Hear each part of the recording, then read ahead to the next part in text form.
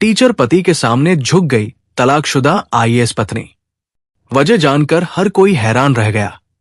दोस्तों, ये सच्ची कहानी उत्तर प्रदेश के लखनऊ की है। प्रयागराज जिले में पोस्टेड एक सरकारी स्कूल के साधारण से शिक्षक थे राहुल। न बड़ा रुतबा, न बड़ी कमाई। उनकी असली दौलत थी उनकी सच्चाई, सादगी और शांत स्वभाव। वही सादगी एक दिन बड़े सपने देखने वाली लड़की प्रिया को उनकी जिंदगी से जोड़ गई। प्रिया यूपीएससी की तैयारी कर रही थी। मेंस निकाल चुकी थी और अब बस इंटरव्यू बाकी था। आंखों में आईएएस बनने की चमक थी। जब शादी की बात चली तो प्रिया के माता पिता ने राहुल को इसलिए चुना क्योंकि उन्हें लगा एक टीचर पति बेटी के सपनों के बीच दीवार नहीं बनेगा, बल्कि सहारा बनेगा। इसी भरोसे पर शादी हो गई। शादी के बाद राहुल ने खुद को पति से ज्यादा एक साथी साबित किया। सुबह चाय बनाना, घर के काम संभालना, प्रिया को पढ़ने बैठाना, सब कुछ ताकि उसका ध्यान न भटके। वो मुस्कुराकर कहता, प्रिया, तुम आईएएस बनोगी और लोग मुझे तुम्हारे नाम से जानेंगे। प्रिया भी हंसकर कह देती, तुम्हारी वजह से ही बन पाऊंगी। इंटरव्यू का दिन आया। प्रिया आत्मविश्वास से अंदर गई। बाहर राहुल दुआ करता रहा, लेकिन नतीजा आया तो किस्मत साथ नहीं थी। प्रिया फेल हो गई। समाज के ताने उसके मन में चुभने लगे। शादी कर ली, इसलिए ध्यान भटक गया। पति टीचर है, आगे क्या ही बढ़ेगी। टूटे मन में गुस्सा पनपने लगा और वो गुस्सा सबसे पहले राहुल पर निकला। कभी कहती, तुम मनहूस हो, कभी ताना देती, मेरे सपनों की बाधा मत बनो। राहुल चुप रहता। वो जानता था कि ये शब्द नहीं, दर्द बोल रहा है। मगर एक दिन प्रिया ने साफ कह दिया, मैं तलाक चाहती हूं, मुझे नई शुरुआत करनी है। राहुल की आंखें भर आई, पर उसने बस इतना कहा, खुश रहना। तलाक हो गया। प्रिया शहर चली गई और राहुल सन्नाटे में रह गया। 3 साल बाद प्रिया आईएएस बन गई। किस्मत का खेल देखिए, उसकी पहली पोस्टिंग उसी जिले में हुई जहां राहुल पढ़ाता था। नई आईएएस के चेहरे पर आत्मविश्वास था, मगर दिल के किसी कोने में राहुल की एक चुपसी याद भी थी। उसे स्कूलों के निरीक्षण की जिम्मेदारी मिली। पहला दौरा उसी स्कूल का था। गाड़ी गेट पर रुकी, बच्चे फुसफुसाने लगे, नई आईएएस मैडम आई है। और उसी समय कक्षा में राहुल ब्लैक बोर्ड पर बच्चों को वही सादगी और अपनापन लिए गणित पढ़ा रहा था, जैसे कुछ बदला ही ना हो। कौन सा भाग यहां कठिन लग रहा है? राहुल ने झुककर एक बच्चे से पूछा। सर, ये वाला, बच्चे ने डरते हुए कहा। राहुल मुस्कुराया, डर नहीं, समझो, गणित नहीं, कोई भी मुश्किल धीरे धीरे आसान होती है। और तभी कमरे के बाहर किसी ने धीमे से कहा, महोदया, यही है राहुल सर। पूरी क्लास पलटकर देख रही थी। राहुल ने भी मुड़कर देखा। दरवाजे पर आईएएस का बैज, साफ साड़ी और 3 साल पहले छोड़ी गई पत्नी प्रिया खड़ी थी। एक पल को राहुल जैसे पत्थर का हो गया। चेहरा सख्त नहीं हुआ, बस शांत हो गया, जैसे खुद को भीतर से संभाल लिया हो। प्रिया ने कागजों में देखकर कहा, आप राहुल कुमार, स्कूल के वरिष्ठ शिक्षक? राहुल ने वही पुरानी विनम्र आवाज में कहा, जी मैडम। ये मैडम शब्द प्रिया के दिल पर हथौड़े की तरह लगा। कभी वही राहुल उसे प्रिया कहता था। आज पद और दूरी दोनों उनकी आवाज में उतर आए थे। निरीक्षण शुरू हुआ। प्रिया हर फाइल, हर रजिस्टर, हर नोटबुक देख रही थी। बच्चे और स्टाफ आईएएस के सामने सधे हुए खड़े थे, लेकिन प्रिया का ध्यान फाइलों से ज्यादा राहुल के स्वभाव पर था। कितनी सहजता से वो बच्चों को संभाल रहा था, कितने प्यार से पढ़ा रहा था। एक बच्चे ने हिम्मत करके कहा, मैडम, राहुल सर हमारे हीरो हैं। अगर वो न होते तो हम पढ़ ही नहीं पाते। प्रिया एक पल के लिए ठहर गई। बच्चे की आवाज में इतना भरोसा, इतनी श्रद्धा, वो भी उसके मनहूस पति के लिए। जांच के अंत में प्रिया ने पूछा, स्कूल का स्टाफ कम है, सुविधाएं भी खराब है, फिर भी आप शिकायत क्यों नहीं करते?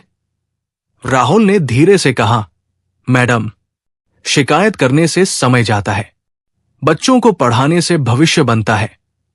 इस एक वाक्य ने प्रिया के अंदर कुछ तोड़ दिया। वो बाहर चली गई, पर राहुल को पढ़ाते देख उसके मन में एक आवाज गूंज रही थी, क्या मैंने इसी आदमी को मनहूस कहा था? उस दिन रात को आयस बंगले में बैठे बैठे प्रिया देर तक सोचती रही। बाहर से वो कड़क अफसर थी, पर भीतर एक टूटी हुई इंसान बनी बैठी थी। और शायद पहली बार उसका अहंकार उसकी सफलता से बड़ा नहीं था। वो खुद से कहने लगी, जिस आदमी ने मेरी हर सुबह संभाली, जिन्होंने मुझे हौसला दिया, मैंने उसी को मनहूस कह दिया। उसका दिल भारी हो रहा था, सांसें बोझिल थी और मन पहली बार अपनी ही गलती के बोझ तले धीरे धीरे टूटने लगा था। अगली सुबह जिले की सभागार में जिले के स्कूलों की समीक्षा बैठक थी। प्रिया सामने बैठी थी और राहुल उसी सभागार में चुपचाप नोट्स बना रहा था। उसने राहुल की तरफ देखा, एकदम सामान्य, जैसे उसके जीवन में किसी आयस का नहीं, किसी पुराने रिश्ते का नहीं, बल्कि सिर्फ फर्ज और बच्चों का स्थान था।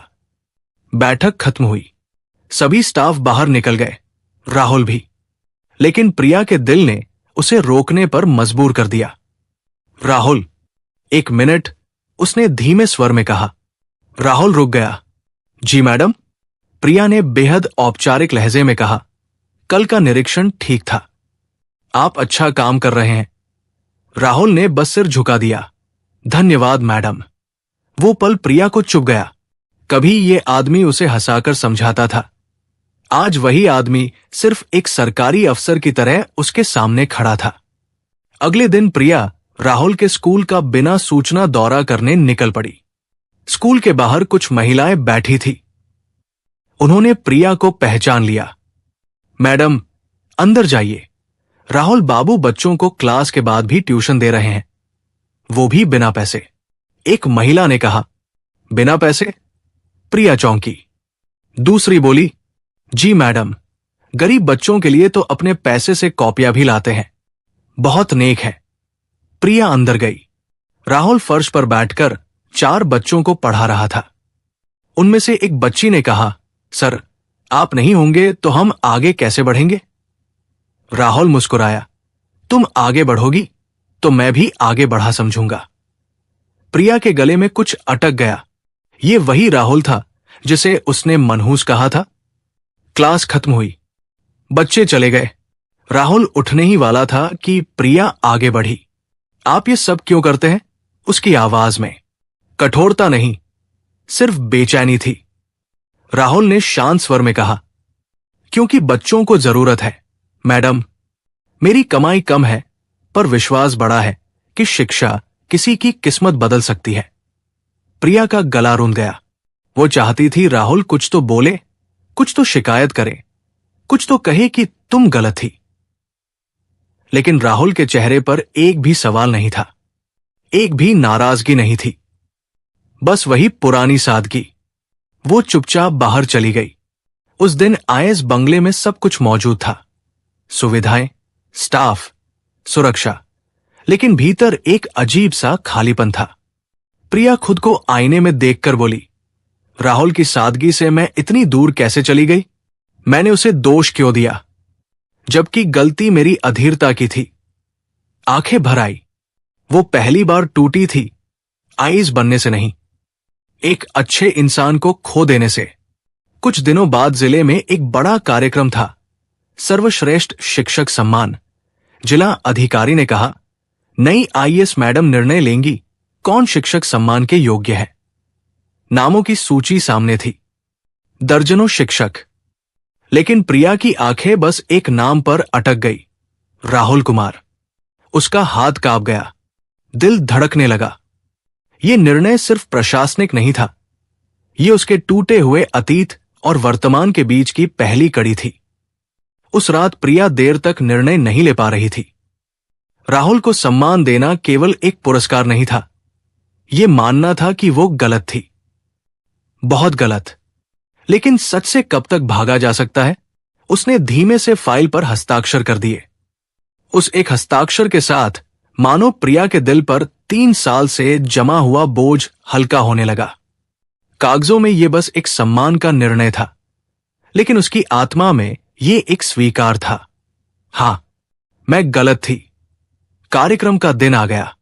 जिला मुख्यालय का बड़ा सभागार फूलों से सजाया गया था। हर तरफ शिक्षक, अधिकारी, बच्चे और मीडिया मौजूद थे। स्टेज पर आईएएस प्रिया मुख्य अतिथि थी। सफेद नेहरू जैकेट, हल्की साड़ी और चेहरे पर वो तेज जो एक अफसर की पहचान होता है। लेकिन भीतर एक तूफान गूंज रहा था। मंच संचालक ने घोषणा की, इस वर्ष सर्वश्रेष्ठ शिक्षक पुरस्कार प्रयागराज के सरकारी स्कूल के सम्मानित शिक्षक राहुल कुमार को दिया जा रहा है।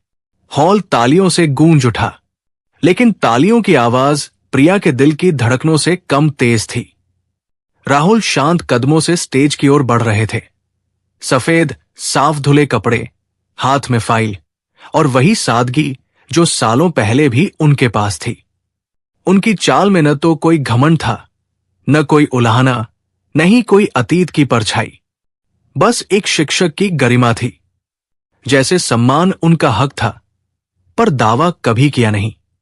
स्टेज पर पहुंचकर राहुल ने हल्का सा सिर झुकाकर प्रिया को प्रणाम किया।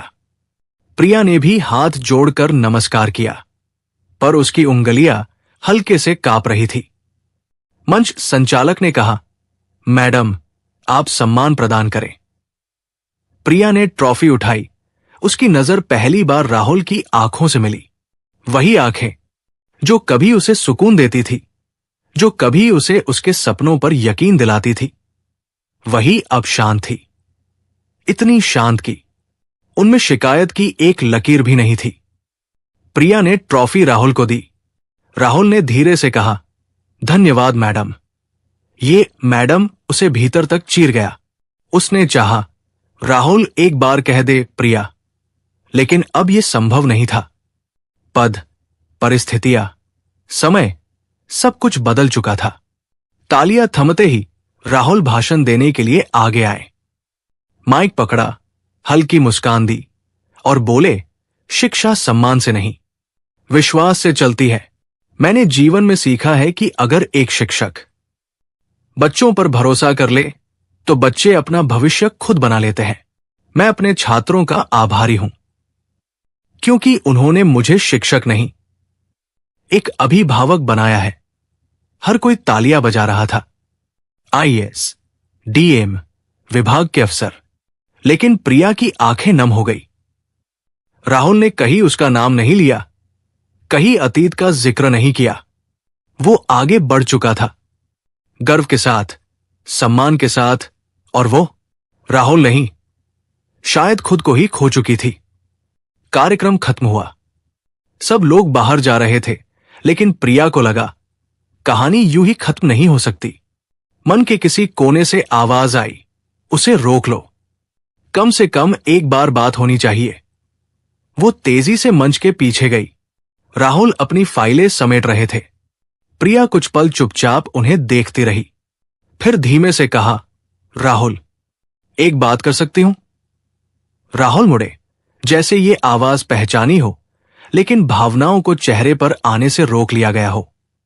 जी मैडम, कहिए। प्रिया को ये मैडम एक दीवार की तरह लगा, जिसे वो तोड़ना चाहती थी, लेकिन हाथ कांप रहे थे। राहुल, मैं गलत थी। उसकी आवाज टूट गई। राहुल कुछ पल चुप रहे, फिर शांत स्वर में बोले, गलतियां इंसान से ही होती हैं मैडम, मैंने कभी किसी को दोष नहीं दिया। प्रिया की आंखें भर आई।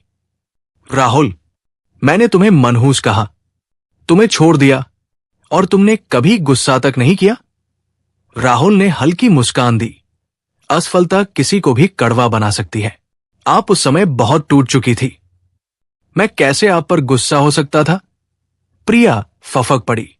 तुम्हें तो मुझसे नफरत होनी चाहिए थी। राहुल ने सिर हिलाया। नफरत बहुत भारी बोझ होता है प्रिया, और मैं इतना मजबूत कभी था ही नहीं कि नफरत उठा सकूं।